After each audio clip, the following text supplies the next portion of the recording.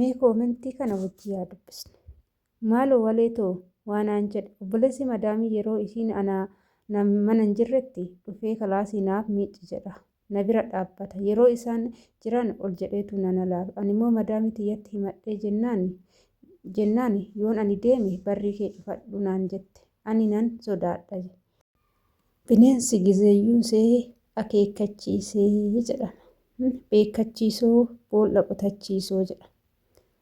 Obboleettii koo dhugaa dubbachuudhaaf kuni waan jiru sitti agarsiisaa jira. Hagam mana sana agaa hojjette situ beeka. Waggaa meeqaachaa akka jirtu. Garuu haa ta'uuti wanti beekuu qabda sirriitti jechuudha. Mana madaamii keessa yeroo jirtanitti ilmi dhiiraa hojii sin ajajuu hin qabu. Yeroo isaan waa sin ajajan isin jettanii deemtanii madaamitti himi madaamiin nattaa himu jettanii biraa deemuu qabdu. Dhugaan sin jedha inni kun immoo jecha ijoodha jechuudha. Ashama harka fuune kabajamtootaaf daawwattoota hordoftoota keenya nageenyi koo kan jaalalaa fi kabajaa bakkaa fi lafa jirtatti isiniif haa baay'atu.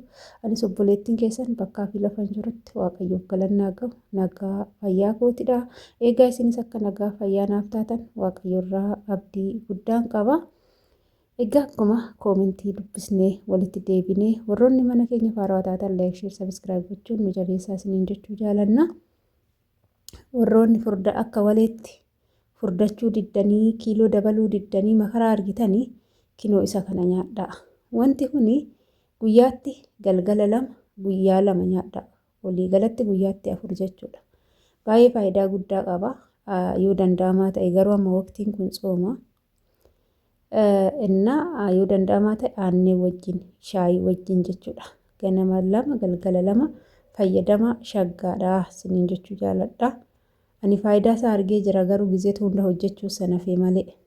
Warroonni immoo akkanatti akkamitti muramaa akkuma Itoophiyaa san jira jettanii wanti kun molommolamee keessa hin godhamu jechuudha.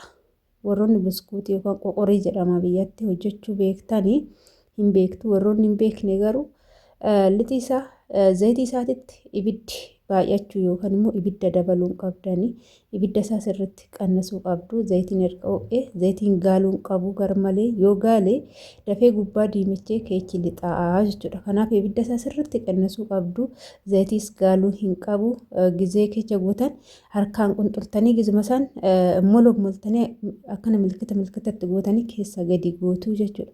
Inni immoo haala kanaan haala bareedaa kanaan siniif ni ba'aa siniin jechuu jaaladha. Egaa sumarraan gara viidiyoo sin fideettiin sin deebisa. Obboloota koo sinillee obboleettii keenya kana koomentii barreessaa fiidha.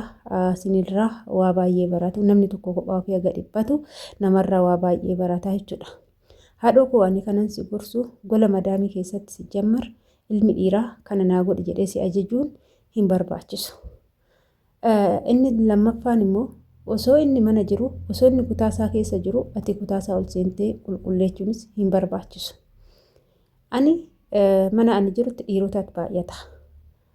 Garuu haa ta'uuti wayii gadi mucaan dhiirri inni xiqqaan kan jedhamu waggaa 10 baran. Inni kutaasaa keessa jira taanaan ani kutaasan ol seenee hin qulqulleessu jechuudha. Sababbiin isaa ilmi dhiiraa taa'ee ati gadi jettee yeroo hojjettu mee maaltu sitti dhaga'ama? Sirrii miti jechuudha.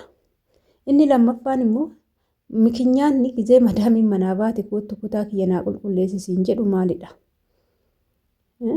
Gizee isaan mana jiran inni kutaasaa gadhiisee yoo bahe ati deemtee qulqulleessuudhaaf gizee maatiin hundi madaamiin hundi mana jiran. Gizee isaan manaa bahe yeroo si ajajetti hojjechuu diddee akka madaamii siin jette sanitti hojii manaa hunda dhiistee kutaa kee qullufattee taa'udha. Inni gizee kana yookaan siin loluuf dhufa. Gizee sanatti immoo kaameraa kee banattee reekerdii sagalee isaa san banta. Madaamii yoo dhufte sagalee isaa sanitti dhageechisiifta. Maaliif jennaan yoo har'a ija hin bananne boru macaa'uu chaasaa taataa jechuudha. Inni amma waan jiru mallattoo si hubachaa jira. Si bira dhaabbatee si ilaaluun isaa si fattanaa jira. Qormaata si qoraa jira. Boru garuu waa biraa sirratti raawwachuun isaa shakkii tokko hin qabu. Jireenya kee guutuu sitti dukkaneechuuf. Dhugaan sitti maani. Inni kutaasaa ta'a. Eenyullee haa ta'u sarraatanya abbaa fedhillee gaafadhu. Eenyullee haa ta'u ijoolleen dhiiraa mana kutaa isaanii keessa jiraatte taanan eenyullee kutaasan ol seenee hin qulqulleessu. Qulqulleessi jedhee ba'ee deema malee ba'ee ol deebi'ee si duuba dhaabbachuu hin qabu. yoommoo kutaa isaa keessatti waan jalaa fuuti jedhee kan sodaatu yoo ta'e gizee jarri mana jiran gizee faamiliin hundi mana jiran dhufee si bira taa'ee agate qulqulleessitu si eeguu qaba. Sanirraa kan hafe isaan manaa ba'anii deemanii isaan duuba kottu nu qulqulleessi jedhee kan si ajaju kun waan biraatiif malee si'iif miti jechuudha. Waa biraa oolee bulee sirratti raawwachuuf. Mee seenaa mucayyoo takkaa isinitti hima. Peeruutii hojjette. Yeroo peeruutii hojjettu kana madaamin ganama baatee hojii qabdi. Jaarsi immoo duubarra ba'a. Madaamin ijoollee hunda fuutee baati. Guyyaa tokko maal godhee mucayyoo tana jechuudha. Jaarsi madaamii yoo inni ka'u gizee hunda nus kofee hin dafisteef. Gaafa kana garuu surree qumxaa kaawwatee dhufeetti akkuma baratame nus kofee dafistee geechiteef. Kaalsiin dhabee kaalsii naa fidi jedheen. Kutaa keessan jira beechuma sinii godheen jira ture jennaan nan dhabee dhaqii ilaali jedheen. Ishii jettee kaatee kutaa keessaa homtuun jiru jettee kaalsii soquu dhaqxe. Yeroo kutaa keessaa kaalsii fuutee tokko madiinoo keessaa kaalsii fuutee ofirra garagartee deemuuf taatu namichi dhufee duuba dhaabbata. Maaliif sinitti fakkaate? Masqalii mormarraa qabdi. Masqaliin kee kun baay'ee bareeda jedheen. Garuu mucayyoon tun waggaa tokko guutuu mana san jiraatte. Masqaliinis waggaa tokko guutuu mormarra jira. Aduu san bichaa argee masqalli ishii kana. Garuu waaqayyoon oolchadha. Waaqni ishii oolchee harkaa baatee harkaa milixxee guyyaa san sababa oolte jechuudha. Shamarran keenya gola madaamii keessa yoo jirtan bakka madaamiin simbira hin jirretti kutaa isaanii seenuufis hin dhaqinaa. Bakka namni mana hin jirrettis kifilii isaanii ol seeninaa. Jireenya har'aaf xaartan tana isinitti dukkanaa. Nuti shamarran waan taaneef wanta tokko taane yoo taane shamarranii mudoo baay'eetu nurratti mul'ata. Waa baay'ee taara. Waa baay'eetu immoo ifa ta'ee nurraa mul'ata. Gaafa san boodhalli hin dhudhamna. Nuti shamarran carraa qabnutti yoo fayyadamuu baanne yoo carraa keenya ofitti dukkaneechine carraan keenya takka yoo nu jalaa bade okkoteen cabdee fi carraa shamarranii takka yoo badde tokkodha. Okkoteen cabe tokko deebi'ee fayyuu hin danda'u. Cabee hafa malee.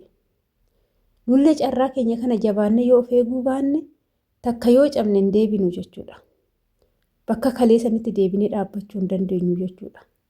Kanaaf har'a keenya kaayyoon manaa nu baase dalagaa qofaadha. Isaanillee birrii nu kaffaluudha. Nutis dalagaa isaanii hojjechuudha. Kanarraa kan hafe warri dhiiraa nu ajaju nu ajajuu miti nu yaamuyyuu mirga nurraan qaban. Waan barbaachisu hunda haadhatti ni himatu madaamotatti ni himu isaan nu ajajuu hin danda'u. Akkasii seerriin itti beeku jechuudha. Siif galee kanaaf obboleettii koo akkuma madaamii siin jette yeroo ishiin baate yoo dhufee kutaa kunaa qulqulleessi jedhe lakki jedhiitti deemi kutaa kee galeetti qollofadhu hojiin barbaade haa taa'u jechuudha. Yeroo inni dhufee kutaa kee dhufee akkamtii hin qulqulleessinee kasii lolu yoo ta'e sagalee isaa sarrii keerdii godhi jechuudha waraafi. Kutaa san sodaattee balbala hin banii qollofi keechan qulfii qaba. Bergeetu kutaan qulfii qabadhee yaada qollofi keechan garuu gizeenni dhufee kan lolu ta'e riikeerdii waraabi sagalee isaa san. Yoo inni giddiidha akkasii barsiisu yoo ta'e immoo kaameraa baniiti kaameraa zoor godhi dhossi. Waan inni siin dubbatu hunda kaameraa yaa waraabamu ragaa guddaadha waan ta'eef. Siif galee miti kanaafuu of eeggannoo kaayyoon kee hojii ilmi dhiiraa si bira dhaabbatee si hojjechiisu osoo hin taane madaami si ajajjee si hojjechiisudha jechuudha. Akkasii obboleettii kooshii kanaaf adaraa keechan hundumti keechanuu gola madaamii keessa warri jirtanii waaqaa gaditti sirriitti of eegaa jechuudha. Sirriitti of eegaa dhugaa rabbii takka yoo cabdan hin deebitan waan ta'eef jechuudha. Nuti sirriitti of eeguun nu barbaachisa. Uffatuma isaaniitu yoo miiccinu wanti harkatti kaawwannee miiccuudha. Uffata warra dhiiraa jechuudha. Wanti nama mudatu hin beekamu. Yoo wanti tokko namatti dhufee nama mudate miidiyaa irratti ba'anii bo'uun qubna gara tokkoon qabu jechuudha. Har'a cimsanii dursanii of eeggannoon nama barbaachisa. Yookaan immoo miidiyaa irratti gaafa gadi baatee waan tokko taate yoo bochi bar hunduu quba sitti qaba malee dhuguma rakkattee rakkoon kun irra gahe jedhee namni si hubatu hin jiru jechuudha. Miidhamtuu guddoo taata. Baay'ee keessi cabaa. Kan singeenyes kan singeechus immoo arraba sitti dhiqatti jechuudha. Kanaaf adaraa keessan of eeggannoo godhadhaa isiniin jenna. Egaa viidiyoo har'aa asumarraa nan goolabaa turtiin wajjin gootaniif galatooma. Hanga viidiyoo biraatti walitti deemtu turtii gaarii mana kana laayik sheer gochuudhaan nu jajjabeessaa isiniin jenna.